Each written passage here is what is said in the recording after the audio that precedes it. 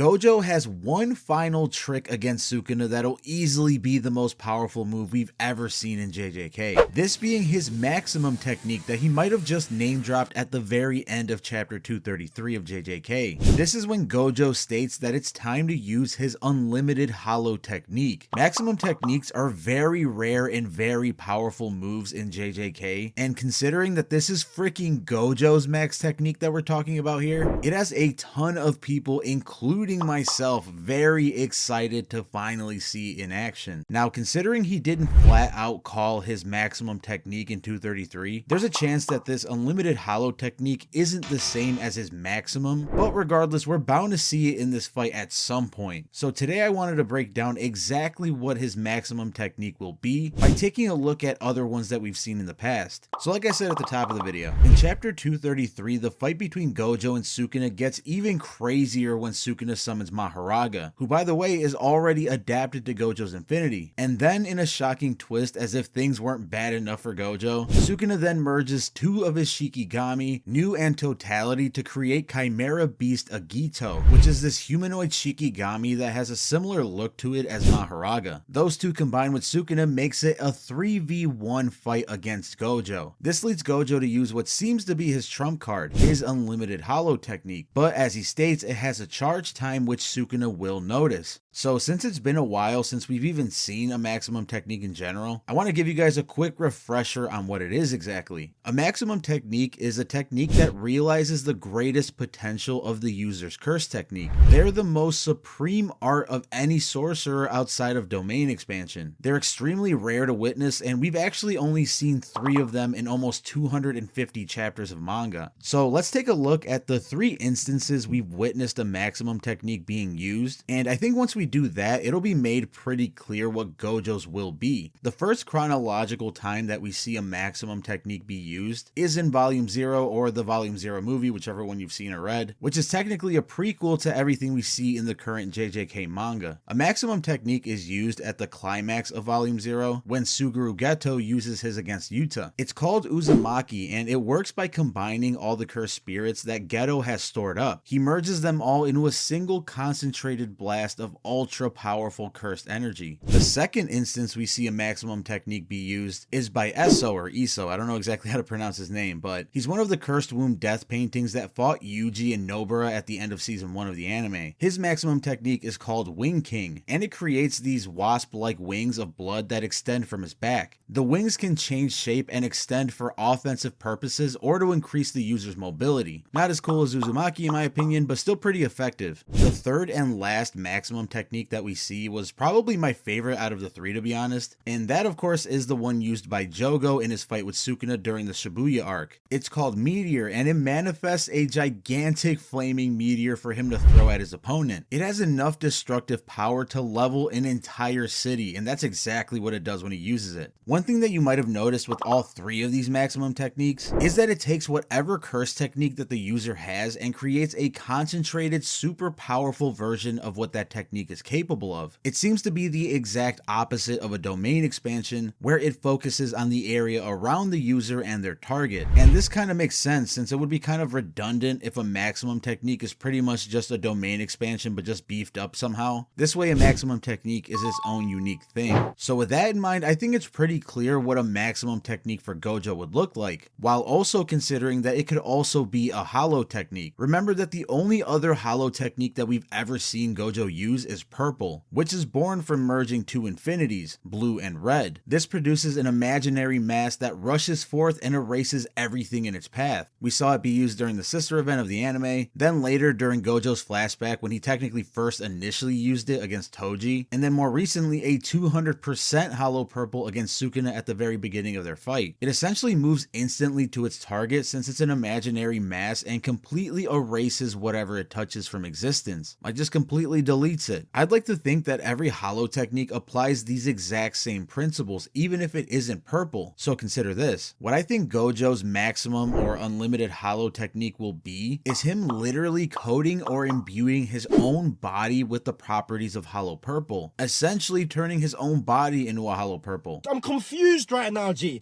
Sounds a little confusing, but let me explain how I think it would work, because we actually just got an explanation on how it could like 2 chapters ago. In chapter 231, when explaining how Gojo's punches are so powerful, Kusakabe describes that at the moment of contact, Gojo uses Lapse Blue to boost his fists that are already imbued with cursed energy. This might even explain why it was explained to begin with in this chapter. It might be setting up this upcoming technique. Gojo could imbue his entire body in cursed energy and then boost it with the form of Hollow Purple that allows him to essentially be a walking purple attack. Since a Hollow Purple blast moves instantly and erases everything that it touches, having his body boosted by the same type of energy could even allow him to surpass light speed in a way by being able to instantly connect a punch to his target no matter where he is. Now, this might be a random and weird comparison, but think of it like the Darts Day Darts Nen ability that was used by the Ortho siblings in Hunter x Hunter against Killua during the Chimera Ant arc. The darts that hit Killua were conjured by one of the siblings' aura and were impossible to dodge since they only manifested the moment that they made contact with Killua. In a similar way, Gojo's purple imbued punches can make them impossible to avoid since Hollow Purple is a blast that's made of imaginary mass and moves instantly until it makes contact. This would give Gojo an absolutely broken trump card to use against Sukuna and the other two Shikigamis since he would pretty much teleport instantly to connect punches that can't be dodged and whatever he strikes gets straight up erased. It would give Gojo untraceable speed and insanely broken fighting ability. Also remember that Gojo mentions in chapter 233 that the technique has a charge time and Sukuna would likely notice it. I think this gives support to our theory here because it would make sense that Gojo needs a little bit of time to imbue his entire body with cursed energy and then boost it with Hollow Purple. It would be something that Sukuna would notice from a mile away since he was hit directly with a Hollow Purple at the very beginning of the fight. Now, since just a single punch from this technique would likely kill Sukuna instantly, I feel like Gojo would more than likely attack Maharaga and Agito first with the technique, and after Sukuna witnesses it twice, pretty much seeing his Shikigami get completely vaporized instantly, he'd likely come up with a plan to counter it in some way with one of the many tricks that I'm sure he still has up his sleeve. While it's definitely possible that the unlimited hollow technique that Gojo name drops at the end of 233 might not be related to his maximum technique at all, I could see the ability we laid out here in this video working for either one, honestly. It works as his maximum technique because it takes the properties of his curse technique and uses it in this insane way, or it could just be another application of a hollow technique specifically because it involves purple. Regardless of what it really is though, it better be something that could at least return this fight to a one-on-one, because if things keep going the way they are now, Gojo does not stand a chance lasting much longer. Let me know what you guys think about this possible maximum technique or unlimited hollow technique in the comments below. Does it seem possible, or do you guys think I'm insane? Or do any of you have an idea that might be much cooler than this? I'm all ears. I want to see what you guys think in the comments below. That is it for this one though. Have an absolutely wonderful night, morning, evening, whatever, and I'll see you guys in the next video.